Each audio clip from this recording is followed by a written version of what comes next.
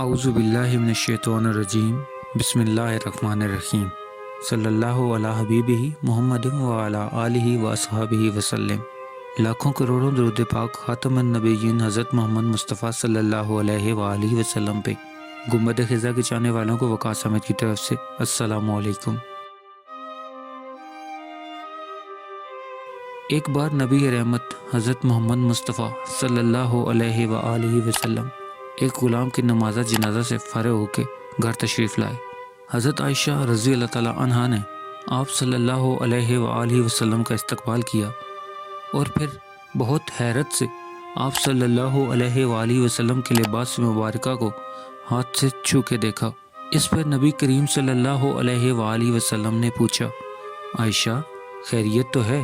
انہوں نے عرض کیا، یا رسول اللہ صلی اللہ علیہ وآلہ وسلم، میں حیران ہوں کہ آج اس قدر بارش ہوئی لیکن آپ صلی اللہ علیہ وآلہ وسلم کے لباس مبارکہ پہ نمی کے آثار تک نہیں آ رہے، ایسا کیوں ہے؟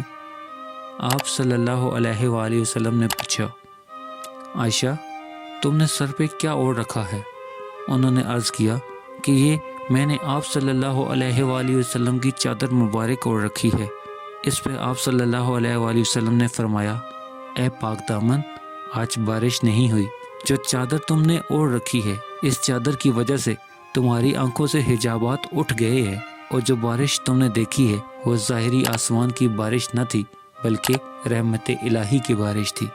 سبحان اللہ، سبحان اللہ و بحمدہ، سبحان اللہ العظیم۔